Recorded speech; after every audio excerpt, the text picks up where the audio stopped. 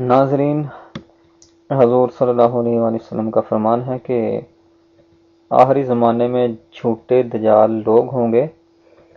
تمہارے پاس ایسی احادیث لائیں گے جن کو نہ تم نے نہ تمہارے آباء و اجداد نے سنا ہوگا۔ تم ایسے لوگوں سے بچے رہنا، کہیں وہ تمہیں گمراہ اور فتنے میں مبتلا نہ کر دیں۔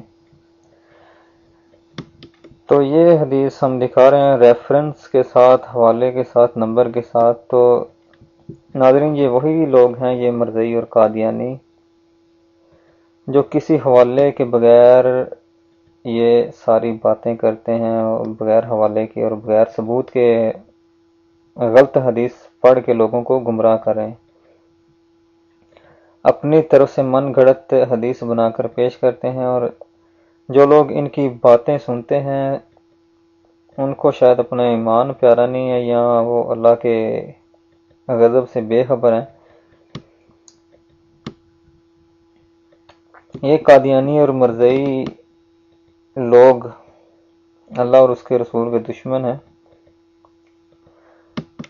حضور صلی اللہ علیہ وآلہ وسلم کا فرمان تو یہ ہے کہ میرے اوپر جھوٹ نہ بولنا، کیونکہ جو شخص مجھ پر جھوٹ بولے اس کا ٹھکانہ جہنم ہے۔ تو تاریخ گواہ ہے کہ جب حضور پاک صلی اللہ علیہ وسلم نے یہ حدیث بیان کی تھی تو کئی صحابہ نے احادیث بیان کرنا چھوڑ دی یا ختم کر دی کہ کہیں ایک لفظ کی بھی ہیر پھیر ہو جائے تو شاید ہمارا ٹھکانہ جہنم نہ ہو جائے۔ تو یہ مرزئی قادیانی گمراہ کرنے والا فتنہ ایسا ہے، یہ ایک لفظ تو کیا اپنی طرف سے کئی حدیثیں سنا کر لوگوں کو گمراہ کر رہے ہیں۔ احادیث تو کیا قرآن کا بھی یہ غلط ترجمہ کر کے لوگوں کو گمراہ کر رہے ہیں، اور ہم نے یہ دکھایا بھی ہے یوٹیوب پر کہ کس طرح ان کے قرآن کے غلط ترجمے ہیں، کہ اللہ کی شان کے انکار کرتے ہیں، انبیاء کے معجزات کا انکار کرتے ہیں، اور الٹا حدیث کا بھی مذاق اڑاتے ہیں، اور قرآن کی آیات کا بھی یہ کہتے ہیں کہ اس طرح ہونا ناممکن ہے۔ اس سے مراد یہ ہے، یعنی کہ اپنی طرف سے یہ پھر باتیں تشریح کرتے ہیں۔ یہ کاذب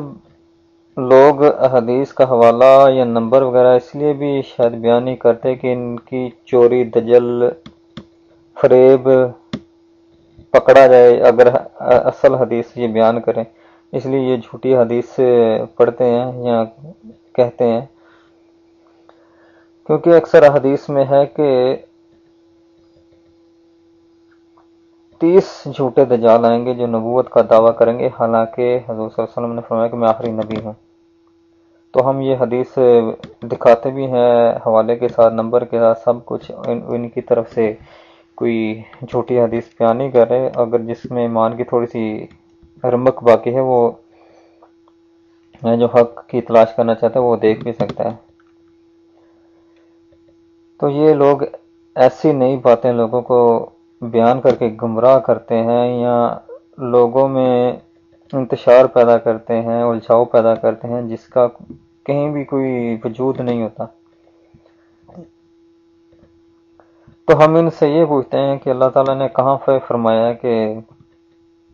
قرآن کی ظاہری حفاظت کون سی ہوتی ہے اور روحانی حفاظت کون سی ہوتی ہے؟ یہ لوگوں کو گمراہ کرنے کے لیے ان کی کیسے کیسے حربے ہیں، یہ ہمیں بتائیں یہ کہاں پہ لکھا ہوا ہے، اور جو یہ حدیث کہتے ہیں اس کا بھی حوالہ اور نمبر بتائیں، یہ کہاں پہ لکھی ہوئی ہے جس میں لکھا ہوا ہے کہ لوگ قرآن کو بھلا دیں گے پھر مہدی آ کے قرآن کو بچائے گا۔ تم لوگوں میں اگر تھوڑی سی شرم ہو تو کم از کم ایسی جھوٹی اور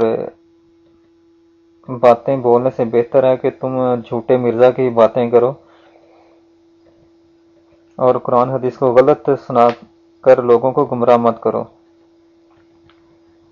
اور ایک اور نیا انہوں نے لفظ ایجاد کر دیا جس کے معنی کسی ڈکشنری میں نہیں ہے، کہ آسمانی پانی کو الہام کہتے ہیں، کیونکہ مرزا نے اس طرح کی بکواسات کی ہوئی ہیں اپنی کتابوں میں کہ اللہ نے کہا کہ تم میرے پانی سے ہے اور تم میرے بیٹے جیسا ہے، تم میری توحید جیسا ہے، اس طرح کی گستاخانہ قسم کی باتیں کی ہیں۔ تو یہ اس کا مطلب موڑنے کے لیے یہ ایسی باتیں کرتے ہیں۔ تو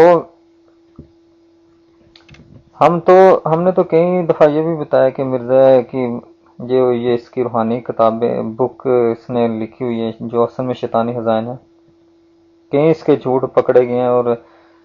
کہتا ہے کہ ایک جھوٹ بولنے والا مرتد ہے، یہ ہے وہ ہے، حالانکہ اس نے خود کہیں جھوٹ بولے ہوئے، کہتا ہے کہ میرا کوئی استاد نہیں ہے، میرا بھی انبیاء کی طرح حال ہے کہ انبیاء کے بھی کوئی استاد نہیں ہوتے تھے، اور پھر کہیں خود لکھا ہوتا ہے کہ میرے کئی استاد ہیں۔ حضور صلی اللہ علیہ وسلم کے 11 بیٹے بتاتے ہیں، حالانکہ 3 یا 4 تھے۔ تو اس طرح کا اس کا علم اور اس طرح کا یہ جھوٹ اس نے کافی بولے ہوئے ہیں جو ہم نے بتائے بھی ہیں اور بتاتے رہیں گے۔ قرآن کے ترجمے غلط کیے ہوئے ہیں، اور روحانیت کا جو ہوتا ہے عمل وہ ایمان کے ساتھ ہوتا ہے کہ کس کا ذہن کتنا صاف ہوتا ہے، اس کو روحانیت کہتے ہیں۔ کہ مرزے کی روحانیت دیکھ لیں، اس کو گندے خواب آتے تھے اور وہ لکھتا تھا۔ میں پوچھتا ہوں کوئی گھٹیا ترین ہی شخص ہوگا جو اس طرح کے اپنے گندے خواب لکھے کہ مجھے رات کو ننگی عورتیں نظر آتی ہیں اور پھر احتلام بھی ہو جانا، اور اس طرح کی یہ باتیں اس نے لکھی ہیں۔ کہنی تو نہیں چاہیے، لیکن اس کا کردار اور ہم اس کی باتیں بتاتے ہیں لوگوں کو۔ جس شخص کو یہ پتہ نہیں کہ جوتی سیدھی پہننی ہے کہ الٹی، اس کو یہ نظر نہیں آتا تو جوتی کیسی پہنی ہے، تو وہ نبوت کا دعوے دار بنا ہے، اور وہ لوگوں کو کیا راہ دکھائے گا یا کیا رہنمائی کر سکتا جس کو اپنا پتہ نہیں ہے۔ انا للہ و انا الیہ راجعون۔